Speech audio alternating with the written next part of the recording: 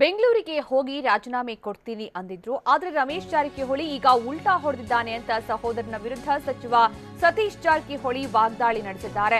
ರಾಜೀನಾಮೆ ಕೊಡ್ತೀನಿ ಅಂದವನು ಉಲ್ಟಾ ಹೊಡೆದಿದ್ದಾನೆ ಅಂತ ಸತೀಶ್ ಜಾರಕಿಹೊಳಿ ಹೇಳಿದ್ದು. ಅದಕ್ಕೆ ಹೇಳಿದ್ದು ಅವನಿಗೆ ಯಾವುದೇ ಬದ್ಧತೆ ಇಲ್ಲ ಅಂತ, ನಮ್ಮ ಸರ್ಕಾರ ಬೀಳಿಸುವ ಸಂಖ್ಯಾಬಲ ಬಿಜೆಪಿ ಬಳಿ ಇಲ್ಲ ಅಂತ ಸತೀಶ್ ಜಾರಕಿಹೊಳಿ ರಮೇಶ್ ಜಾರಕಿಹೊಳಿ ವಿರುದ್ಧ ವಾಗ್ದಾಳಿ ನಡೆಸಿದ್ದಾರೆ. ಸಹೋದರನ ವಿರುದ್ಧ ಸಚಿವ ಸತೀಶ್ ಜಾರಕಿಹೊಳಿ ವಾಗ್ದಾಳಿ ನಡೆಸಿರೋದು. ರಾಜೀನಾಮೆ ಕೊಡ್ತೀನಿ ಅಂದವನು ಈಗ ಉಲ್ಟಾ ಹೊಡೆದಿದ್ದಾನೆ ಅಂತ ಸತೀಶ್ ಜಾರಕಿಹೊಳಿ ಹೇಳಿದ್ದು. ಬಿಜೆಪಿ ಬಳಿ ನಮ್ಮ ಸರ್ಕಾರ ಬೀಳಿಸೋದಕ್ಕೆ ಯಾವುದೇ ಸಂಖ್ಯಾಬಲ ಇಲ್ಲ ಅಂತ ಕೂಡ ಅವರು ಹೇಳಿದ್ದಾರೆ. ಅಷ್ಟು ಮಾತ್ರವಲ್ಲ, ಅದಕ್ಕೆ ಹೇಳಿದ್ದು ಅವನಿಗೆ ಯಾವುದೇ ಬದ್ಧತೆ ಇಲ್ಲ ಅಂತ ಕೂಡ ಸತೀಶ್ ಜಾರಕಿಹೊಳಿ ರಮೇಶ್ ಜಾರಕಿಹೊಳಿಯ ಬಗ್ಗೆ ಹೇಳಿದ್ದಾರೆ. ನಮ್ಮ ಸರ್ಕಾರ ಬೀಳಿಸುವ ಸಂಖ್ಯಾಬಲ ಬಿಜೆಪಿ ಬಳಿ ಇಲ್ಲ. ಕುಮಟಳ್ಳಿ ಮೊನ್ನೆ ಚುನಾವಣೆಯಲ್ಲಿ ಕಾಂಗ್ರೆಸ್ ಪರವಾಗಿದ್ರು. ಅಪ್ಪಿರಾವ್ ಪಾಟೀಲ್ಗೆ ಟಿಕೆಟ್ ಕೊಡಿಸೋದಕ್ಕೆ ಬಿಜೆಪಿ ಸೇರ್ತಾ ಇದ್ದಾನೆ. ಕಾಂಗ್ರೆಸ್ ತೊರೆಯೋದಕ್ಕೆ 10 ಕಾರಣಗಳಲ್ಲಿ ಅದು ಕೂಡ ಒಂದು ಅಂತ ಬೆಳಗಾವಿಯಲ್ಲಿ ಸಚಿವ ಸತೀಶ್ ಜಾರಕಿಹೊಳಿ ತೀವ್ರ ವಾಗ್ದಾಳಿ ನಡೆಸಿದ್ದಾರೆ.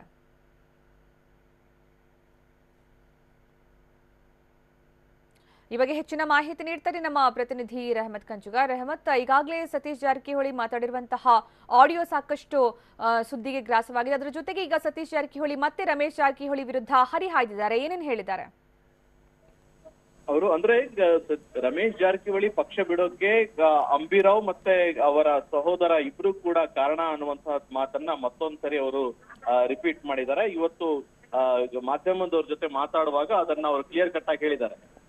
ಅಂದ್ರೆ ರಮೇಶ್ ಜಾರಕಿಹೊಳಿ ಪಕ್ಷ ಬಿಡೋ ಕಾರಣದಲ್ಲಿ 10 ಕಾರಣದಲ್ಲಿ ಅದು ಕೂಡ ಒಂದು ಅಂತೇಳಿ ಮಹಾರಾಷ್ಟ್ರದಲ್ಲಿ ಅಲ್ಲಿ ಆತನಿಗೆ ಟಿಕೆಟ್ ಕೊಡಿಸೋ ಸಲುವಾಗಿನೇ ಆತ ಮತ್ತೆ ಇವರೆಲ್ಲ ಕೂತ್ಕೊಂಡು ಒಂದು ಪ್ಲಾನ್ ಅನ್ನ ಕೂಡ ಮಾಡಿದ್ರು.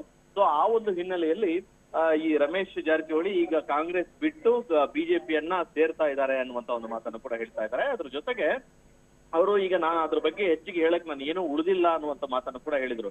ರಾಜಕೀಯ ಮಾಡ್ಕೊಂಡು ಓಡಾಡ್ತಾ ಇದ್ದಾನೆ, ಇಲ್ಲಿವರೆಗೂ ಎಲ್ಲ ನಾನು ಹೇಳಿದ್ದಾಗಿದೆ, ಇನ್ನೊಂದು ಏನು ನಾನು ಹೇಳೋದಿಲ್ಲ, ಏನು ಹೇಳೋದಾದ್ರೂ ಹೈಕಮಾಂಡೇ ಹೇಳ್ಬೇಕು, ಅವರೇ ಅದ್ರ ಬಗ್ಗೆ ಒಂದು ಕಠಿಣ ಕ್ರಮಗಳನ್ನ ಏನು ಕೈಗೊಳ್ಳಬೇಕಾಗಿದೆ ಅದನ್ನ ಅವರೇ ಕೈಗೊಳ್ಬೇಕು. ಇನ್ನುವರೆಗೂ ಕೂಡ ರಮೇಶ್ ಜಾರಕಿಹೊಳಿ ಇಷ್ಟೊಂದು ಬಹಿರಂಗವಾಗಿ ಪಕ್ಷ ವಿರೋಧ ಚಟುವಟಿಕೆಗಳಲ್ಲಿ ಪಾಲ್ಗೊಂಡಿದ್ರು ಕೂಡ ಹೈಕಮಾಂಡ್ ಯಾಕೆ ಸುಮ್ಮನೆ ಇದೆ ಅನ್ನೋದೇ ಗೊತ್ತಾಗ್ತಾ ಇಲ್ಲ ಅನ್ನೋ ರೀತಿಯಲ್ಲಿ ಅವ್ರು ಹೇಳಿದ್ದಾರೆ.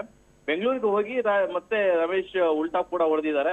ಅದ್ರ ಬದ್ಧತೆ ಇಲ್ಲದ ಮನುಷ್ಯ ಅಂತೇಳಿ ನಾನು ಈಗ ಸಾಕಷ್ಟು ಸರಿ ನಾನು ಹೇಳಿದೀನಿ ಅನ್ನುವಂತ ಮಾತನ್ನ ಕೂಡ ಅವರು ಪುನರಾವರ್ತಿಸಿದ್ದಾರೆ. ಅದ್ರ ಜೊತೆಗೆ ಮಹೇಶ್ ಕುಮಟಳ್ಳಿ ವಿಚಾರಕ್ಕೆ ಸಂಬಂಧಪಟ್ಟಂತೆ ಕೇಳಿರುವಂತಹ ಒಂದು ಪ್ರಶ್ನೆಗೆ ಮಹೇಶ್ ಕುಮಟಳ್ಳಿ ನಮ್ಮ ಜೊತೆಗೆ ಇದ್ದಾರೆ, ಅವರು ಕಳೆದ ಚುನಾವಣೆಯಲ್ಲಿ ಲೋಕಸಭಾ ಚುನಾವಣೆಯಲ್ಲಿ ಕೂಡ ಅವರು ಕಾಂಗ್ರೆಸ್ ಮಾಡಿದ್ದಾರೆ ಅನ್ನುವಂತ ಒಂದು ಮಾತನ್ನ ಕೂಡ ಹೇಳಿದ್ದಾರೆ. ಆದ್ರೆ ಅವ್ರು ಹೇಳುವಂತ ಒಂದು ವಿಚಾರ ಏನಂತಂದ್ರೆ ಅಪ್ಪಿರಾವ್ ಪಾಟೀಲ್ಗೆ ಟಿಕೆಟ್ ಕೊಡಿಸೋ ಸಲುವಾಗಿಯೇ ರಮೇಶ್ ಬಿಜೆಪಿ ಸೇರಿದ್ದಾರೆ. ಅವರು ಬಿಜೆಪಿ ಸೇರಿರೋ 10 ಕಾರಣಗಳಲ್ಲಿ ಅದು ಕೂಡ ಒಂದು ಅಂತೇಳಿ ಸತೀಶ್ ಜಾರಕಿಹೊಳಿ ಇವತ್ತು ಬೆಳಗಾವಿಯಲ್ಲಿ ಮಾತಿನ ಜೊತೆ ಮಾತಾಡುವಾಗ ತಮ್ಮ ವಿಚಾರವನ್ನು ಹಂಚಿಕೊಂಡಿದ್ದಾರೆ. ಧನ್ಯವಾದ ರೆಹಮತ್. ಮಾಜಿ ಸಚಿವ ರಮೇಶ್ ಜಾರಕಿಹೊಳಿ ವಿರುದ್ಧ ಸಚಿವ ಸತೀಶ್ ಜಾರಕಿಹೊಳಿ ಹರಿಹಾಯ್ದಿರೋದು. ಅಂದ್ರೆ ರಮೇಶ್ ಜಾರಕಿಹೊಳಿ ಕಾಂಗ್ರೆಸ್ ಬಿಟ್ಟು ಈಗ ಬಿಜೆಪಿ ಸೇರ್ತಾ ಇರೋದು ಏನಕ್ಕೆ ಅಂದ್ರೆ ತಮ್ಮ ಅಳಿಯನ ಸಹೋದರನಿಗೆ ಟಿಕೆಟ್ ಕೊಡಿಸುವ ಸಲುವಾಗಿ ಅನ್ನುವಂಥದ್ದು ಕೂಡ ಒಂದು ಪ್ರಮುಖ ಕಾರಣ ಅಂತ ಮತ್ತೆ ಅವರ ವಿರುದ್ಧ ಹರಿಹಾಯ್ದಿದ್ದಾರೆ. ಕೆಲಸ ಕಡೆಲ್ಲ ಗಮನ ಕೊಡಬೇಕು. ಅವನು ಏನಾರ ಖಾಲಿ ಇದ್ದಾನೆ, ಅವನು ಬೆಳಗ್ಗಿಂದ ಪಾಲಿಟಿಕ್ಸ್ ನೋಡಿ ಇಲ್ಲಿ ರಾಜೀನಾಮೆ ಕೊಡ್ತಂತ ಹೇಳ್ಯಾನ, ಅಲ್ಲಿ ಬೆಂಗಳೂರಿಗೆ ಹೋಗಿ ಟರ್ನ್ ನೋಡೋದು ಕೊಡೋಲ್ಲ ಅಂತ ಹೇಳ್ಯಾನ. ನಿನ್ನೆ ಹೇಳಿದ್ದಲ್ಲ ಯಾವುದೋ ಬದ್ಧತೆ ಇರಲ್ಲಂತ.